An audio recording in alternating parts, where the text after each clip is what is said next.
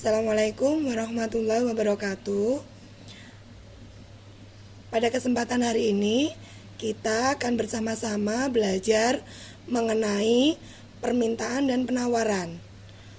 Nah, untuk pertemuan kali ini, kompetensi dasar yang harus kalian kuasai yang pertama adalah mendeskripsikan terbentuknya keseimbangan pasar dan struktur pasar.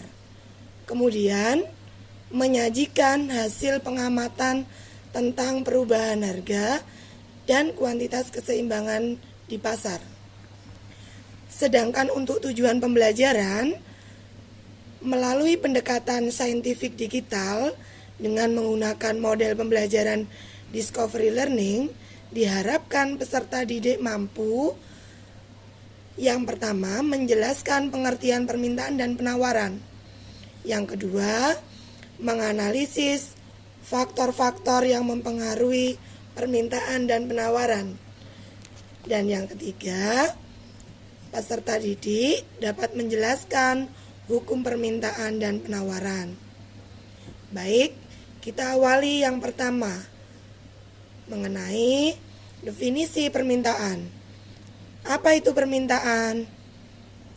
Permintaan adalah kesanggupan pembeli untuk membeli berbagai jumlah produk pada berbagai tingkat harga dalam waktu tertentu. Kemudian faktor-faktor yang mempengaruhi permintaan ada 6, antara lain yang pertama harga, yang kedua pendapatan masyarakat, yang ketiga selera konsumen, yang keempat harga barang lain, yang kelima perkiraan atau dapat dikatakan harga di masa yang akan datang, yang keenam jumlah penduduk.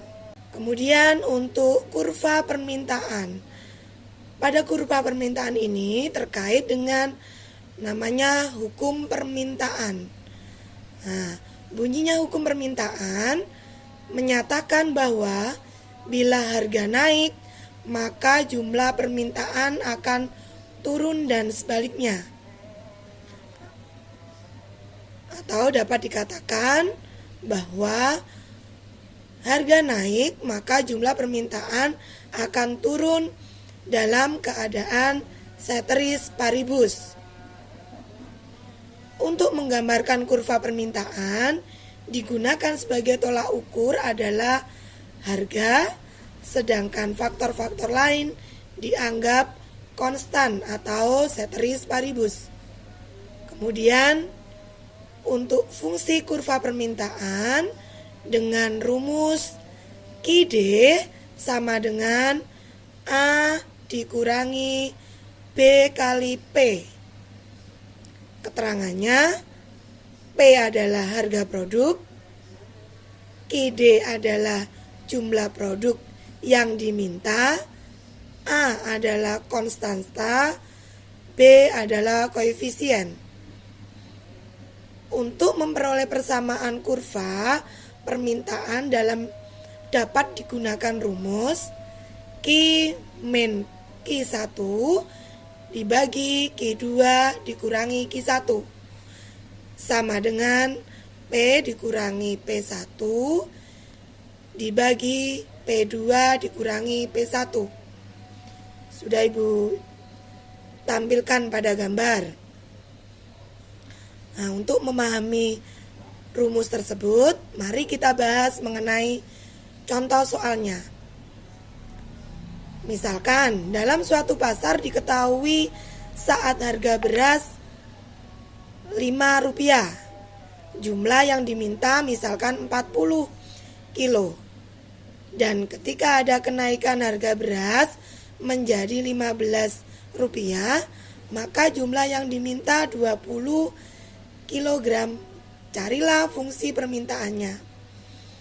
Dapat dilihat di situ bagaimana cara penyelesaian dari fungsi permintaan beserta bentuk kurva atau grafik permintaannya.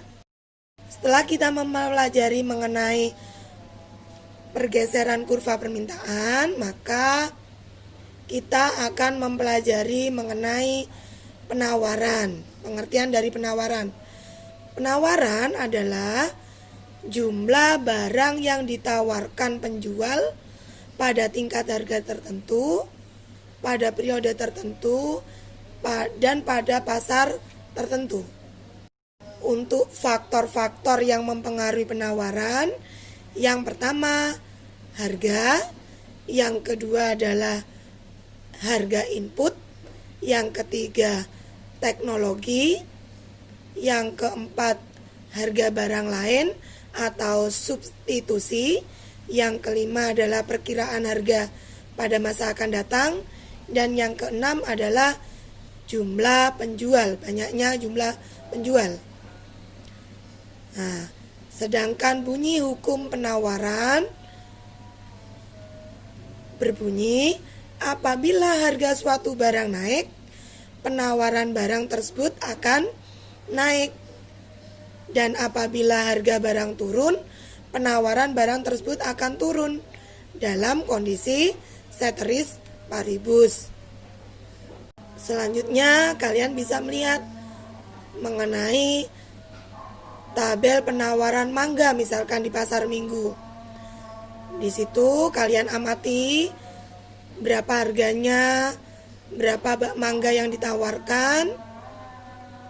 Dari data tersebut maka dapat dibuat sebuah kurva penawaran mangga. Nah, tolong diperhatikan di situ pada kurva penawaran itu titik awalnya bukan dari 0 tetapi agak ke atas. Nah, coba diperhatikan di situ. Nah, kemudian kita lanjutkan dalam contoh soal. Nah, soal ibu ambil soal yang sama seperti yang ada pada soal permintaan, namun di situ saya ubah dengan perintah buatlah fungsi penawaran barang tersebut. Nah, sehingga hasilnya tampil di situ. Ada rumusnya dimasukkan dalam rumus, kemudian ketemu sehingga bisa terbentuk kurva atau grafik dari fungsi penawaran. Nah, demikian video pembelajaran hari ini. Sampai bertemu dengan video pembelajaran selanjutnya. Wassalamualaikum warahmatullahi wabarakatuh.